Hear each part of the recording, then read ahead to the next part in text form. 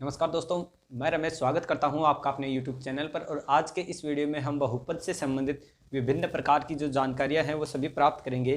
तो चलिए शुरू करते हैं।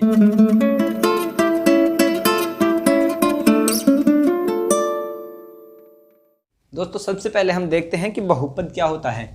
बहुपद होता है दोस्तों जिस फलन के एक से अधिक मान संभव हो उसे हम क्या कहते हैं, बहुपद। जैसे px = 3x + 2, ठीक है। इस फलन के एक से अब अक्स के हम जितने मान, और x = प्राकृत संख्या, अक्स को हम एक प्राकृत संख्या माने, और प्राकृत संख्या क्या होती है, 1 2 3 से लेकर अनंत तक ये सभी क्या होती है, प्राकृत संख्याएं। अब प्राकृत संख्याओं का अब हम जैसे भी अक्स के मान 1 2 3 से लेकर अनंत तक धनात्मक में रखते जाएंगे वो सभी प्राकृत संख्याएं होती है।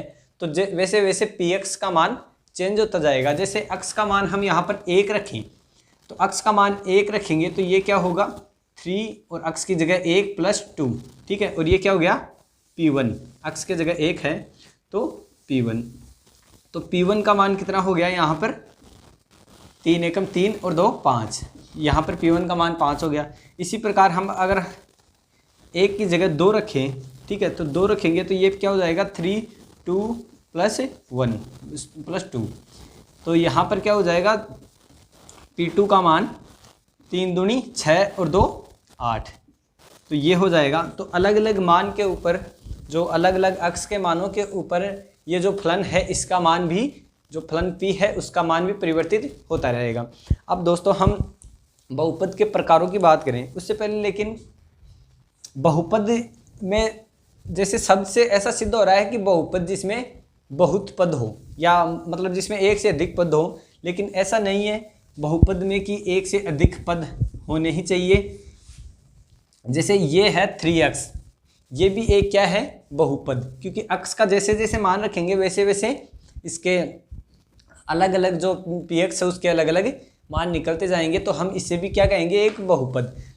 तो दोस्तों अब हम अगर बहुपद के प्रकारों की बात करें तो बहुपद को मुख्यतः 2 आधार पे वर्गीकृत किया जाता है। एक पदों की संख्या पे, ठीक है, और दूसरा घातों की संख्या पे।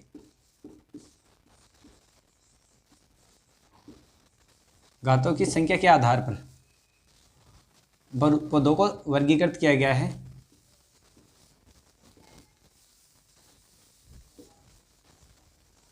ठीक है, ये इन 2 प्रकारों से बहुपदों को वर्गीकृत किया गया है। अब हमारे पास ये 3 उदाहरण दिए गए हैं, ये जो 4 हमने जो फलन लिखे हैं बहुपद है ये चारों। अब इनका हम सबसे पहले पदों के आधार पर इनका वर्गीकरण करें तो पदों के आधार पर इनका वर्गीकरण होगा। इसमें क्या है, अब अक्स जितने पद होंगे हम उतने ही उसको पदों का बहुपद मानेंगे। जैसे इसमें एक भी अक्स नहीं है तो बहुपद में एक अक्स होना अनिवार्य है, तो इसमें एक भी अक्स नहीं है तो ये क्या हुआ, शून्य बहुपद। क्या हो गया, ये शून्य पद बहुपद, शून्य पदीय बहुपद या शून्य बहुपद भी बोल सकते हैं।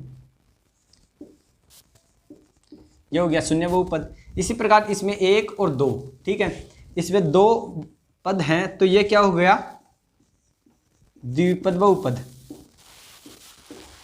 इसमें 1 2 और 3, ठीक है, ये 3 पद है तो ये क्या हुआ, त्रिपद बहुपद, ठीक है। और इसी प्रकार ये क्या हुआ, इसमें 1 2 3, इसमें भी 3 ही पद है तो ये भी क्या हो गया, त्रिपद बहुपद।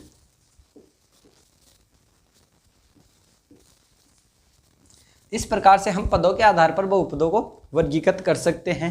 तो शून्य बहुपद, द्विपद बहुपद, त्रिपद बहुपद, जैसे जितने पद आएंगे उतने पद बहुपद कहलाएगा। जैसे 5 पद का 5 पदीय बहुपद, इस प्रकार से भी आगे चलते जाते हैं। अब इसके बाद अगर हम बात करें घातों के आधार पर, ठीक है, तो घातों के आधार पर बहुपदों का वर्गीकरण करें तो अब इसमें देखो अक्स की कितनी घात है, अक्स की यहाँ पर अक्स की मतलब जितनी अक्स की अधिकतम घात होगी उसके आधार पर हम उनका वर्गीकरण करेंगे। तो यहाँ पर अक्स की एक भी घात नहीं है, तो ये क्या हुआ, शून्य घात बहुपद। ठीक है, उसके बाद अगला 2x + 1, इसमें अक्स की कितनी घात है, एक घात, तो एक घात ये, या हम इसे रेखीय बहुपद भी कहते हैं। आगे बताएंगे कि इसको रेखीय बहुपद क्यों कहते हैं। अगला है, इसमें अक्स की अधिकतम घात है 2, इसमें अक्स की अधिकतम घात है 1, तो ये क्या हुआ, द्विघात बहुपद। और ये अक्स की अधिकतम घात है 3, ये क्या हुआ, त्रिघात बहुपद।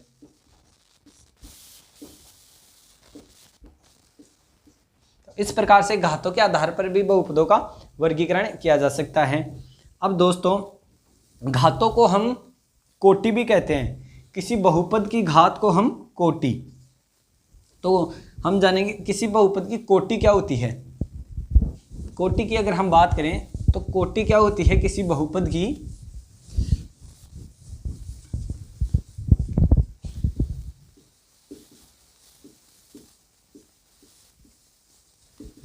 कोटि।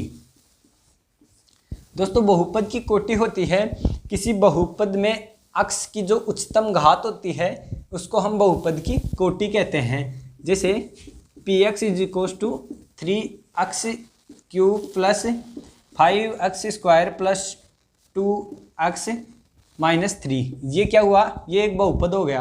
अब इस बहुपद की कोटि क्या हो गई, अब कोटि अक्स यहाँ पर भी अक्स, यहाँ पर भी अक्स, यहाँ पर भी अक्स, तो अक्स की उच्चतम जो घात है, यहाँ पर अक्स की उच्चतम घात क्या है, 3, यहाँ पर 2, यहाँ पर 1, तो ये क्या हुआ, अक्स की उच्चतम 3 घात है, तो ये क्या हो गया, इसकी कोटि हो गई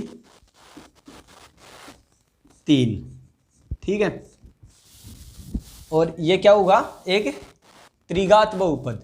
तो जितनी घात होगी या जितनी घात का बहुपद होगा उसकी कोटि भी उतनी ही होगी। और अब हम बात करें शून्यक। ठीक है, बहुपद के शून्यक।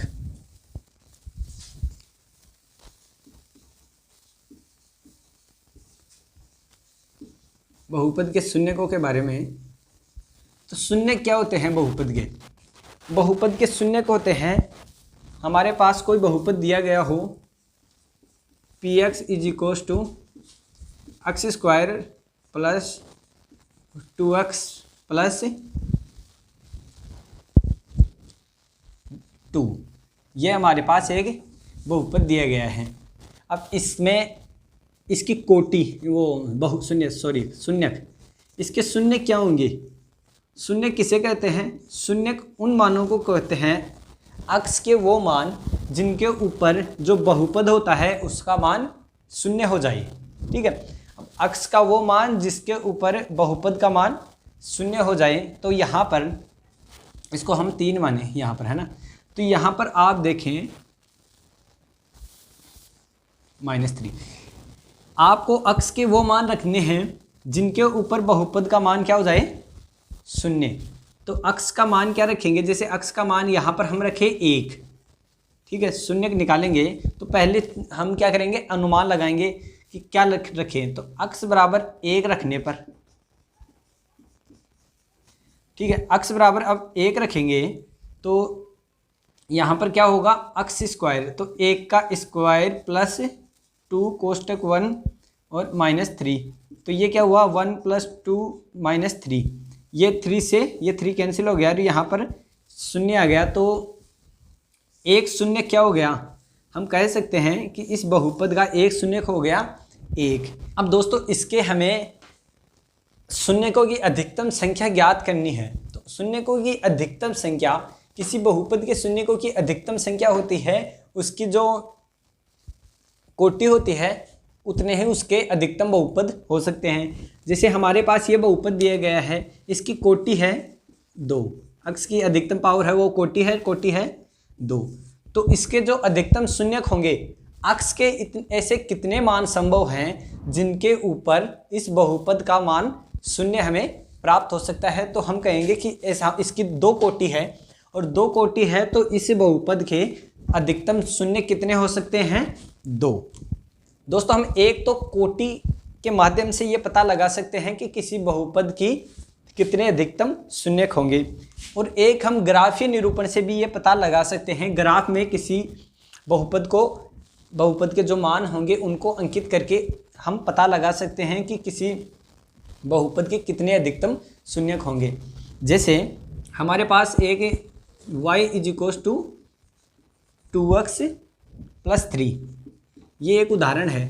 इसमें इसको हमें ग्राफ में निरूपित करना है। अब ग्राफ में निरूपित कैसे करेंगे? ग्राफ इस प्रकार से होती है,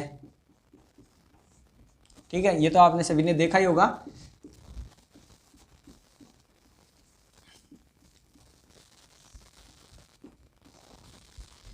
अभी हमें अक्ष के मान रखते जाना है, ठीक है। अक्ष के मान रखेंगे, हम ऐसे एक चार्ट बनाएंगे और उसमें यहाँ पर x और यहाँ पर y, ठीक है। y = क्या है? 2x + 3, ये क्या है? y का मान। अब अक्ष का मान रखेंगे, तो अक्ष का मान अगर हम यहाँ पर सबसे पहले -2 रखें, -2 रखेंगे तो हमने जैसे कि पहले बताया कि रेखीय बहुपद है ये एक। अब रेखीय बहुपद क्या होता है? जिसमें x की अधिकतम घात 1 होती है, उसे हम क्या कहते हैं? रेखीय बहुपद। रेखीय बहुपद क्यों होता है? वो इसलिए होता है, जैसे हम इसमें मान रखेंगे तो ये -2 रखेंगे तो ये हो गया यहाँ पर -1। अब इसी प्रकार जैसे -2 कैसे? 2 -2 + 3, ये हो गया -4 + 3 = ये 4 में से 3 गए, माइनस का 1 शेष रह गया। अब इसी प्रकार अगर हम यहाँ पर 2 रखें प्लस का, तो ये क्या हो गया? 4 + 3 = 7, तो यहाँ पर 7 मान आ गया। अब हमें ग्राफ में ये क्या है? अक्ष, और ये क्या है? y अक्ष। ग्राफ में हमें अक्ष और y के मान के हिसाब से ग्राफ में जो बिंदु है वो अंकित करने हैं। अब पहले अक्ष का मान -2, ये रहा अक्ष। अब अक्ष का मान ये यहाँ पर +1, ये 2 3 4 5 6 ऐसे, ये -1 -2 -3 -4, ये नीचे भी -1 -2 -3 -4, और ऊपर +1 2 3 4 5 ऐसे। तो हमें -2 और y का मान -1 अंकित करना है। तो अक्ष का मान अक्ष पर ये -2 हो गया, और y का मान -1, तो ये हो गया -1, ये आ गया -1। तो एक बिंदु तो ये हमें प्राप्त हो गया। इस बिंदु का नाम क्या है? -2 और -1। और हमें दूसरा बिंदु क्या है? 2 और 7। अक्ष का मान है 2 और y का मान है 7, तो ये रहा 6 6 7, ये यहाँ से आएगा लगभग। ये क्या है? 2 और 7। अब हम क्या करेंगे? इन दोनों बिंदुओं को मिला देंगे, ठीक है। तो इन दोनों बिंदुओं को मिलाएंगे तो हमें ये एक सीधी रेखा प्राप्त होगी, ठीक है। सीधी रेखा प्राप्त होगी तो हम अब इसके अधिकतम शून्य कितने होंगे इसका हमें पता लगाना है। तो इस ग्राफ के माध्यम से अक्ष पर जितनी जगह पर ये जो हमारे द्वारा जो आकृति बनाई गई है, जैसे हमारे द्वारा ये लाइन बनी है एक बिंदुओं से, तो इस आकृति से, इस लाइन से अक्ष को कितनी बार विभाजित किया जा रहा है? अक्ष को, ये है अक्ष। अब अक्ष को आप देख सकते हैं कि एक बार यहाँ पर विभाजित किया जा रहा है। अब ये क्या है? ये बिंदु होगा लगभग है -1 और 0।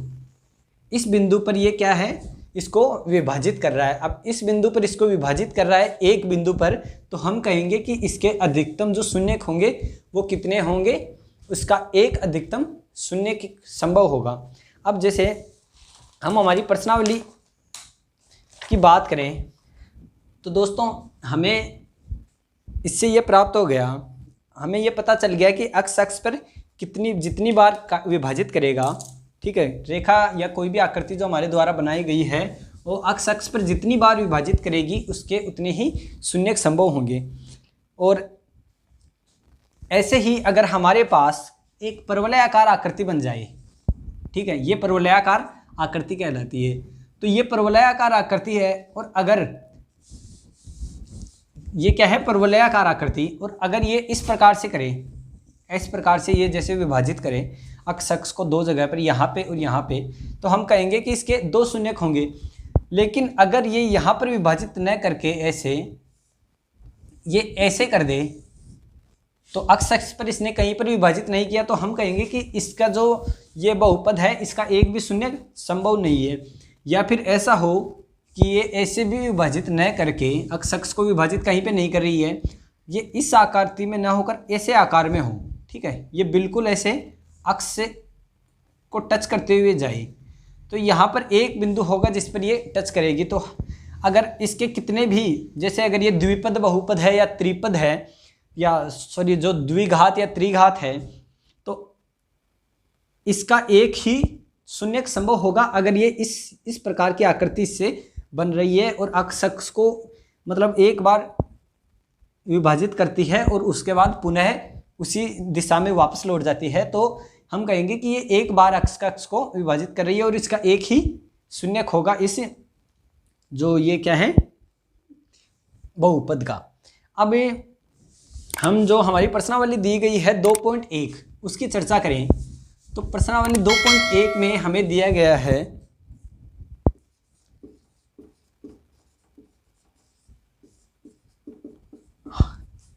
जो पहला क्वेश्चन है उसमें हमें यही पता लगाना है कि उसके शून्यकों की संख्या कितनी होगी जो आकृतियाँ दी गई है। तो जो पहली आकृति दी गई है वो इस प्रकार से दी गई है, जैसे ये एक ग्राफ है और इसमें इस प्रकार से एक लाइन जा रही है। ठीक है, अब इस प्रकार से ये पहले में ये इस प्रकार से लाइन जा रही है, तो आप देखेंगे कि अक्ष ये रह गया और ये वाई अक्ष, तो ये लाइन एक बार भी अक्ष को विभाजित नहीं कर रही है, ये ऐसे ही आगे चलती जाएगी। तो हम कहेंगे कि ये अक्ष को एक बार भी विभाजित नहीं कर रही है। रेखा चित्र में रेखा या ग्राफ में रेखा अक्ष को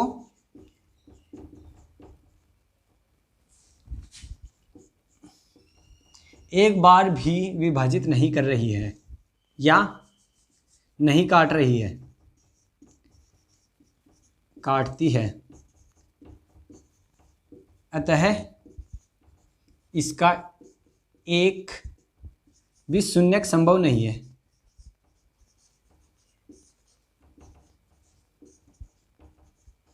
ठीक है, इसका एक भी शून्यक संभव नहीं होगा। हमारी जो दूसरी आकृति दी गई है वो कुछ इस प्रकार है,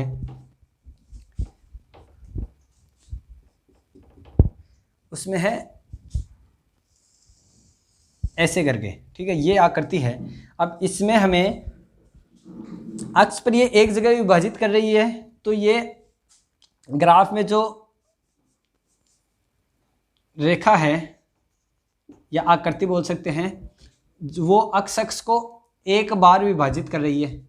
ठीक है, एक बार काटती है, अतः इसका एक शून्यक संभव होगा, एक शून्यक संभव होगा।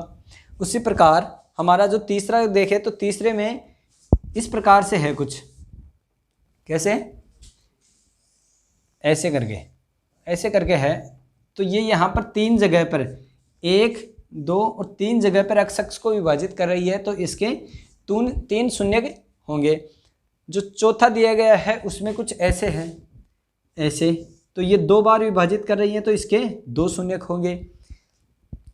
पांचवा है उसमें 4 जगह विभाजित कर रही है ऐसे, तो 1, 2, 3 और 4, तो 4 जगह विभाजित कर रही है, तो इसके 4 शून्यक होंगे। और उसी प्रकार छठवें में, अब छठवें में देखें आप,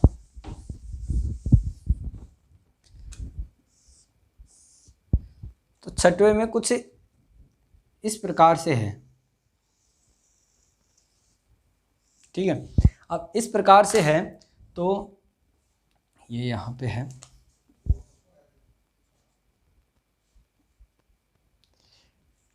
अब ये यहाँ पर 1, 2 और 3 जगह पे अक्ष को विभाजित करती है, तो 3 जगह पे x अक्ष को विभाजित करती है, तो इसके अधिकतम जो शून्यक होंगे वो कितने होंगे? 3। अधिकतम 3 शून्यक इसके संभव हैं। तो दोस्तों हमारी प्रश्नावली 2.1 यहीं पे समाप्त होती है। उम्मीद है आपको वीडियो पसंद आया होगा, और वीडियो पसंद आया है तो इसे लाइक कर दें और चैनल को सब्सक्राइब कर लें, ताकि जो हमारे आने वाले वीडियोस होंगे उनको नोटिफिकेशन आपको सबसे पहले मिल जाएंगे। धन्यवाद।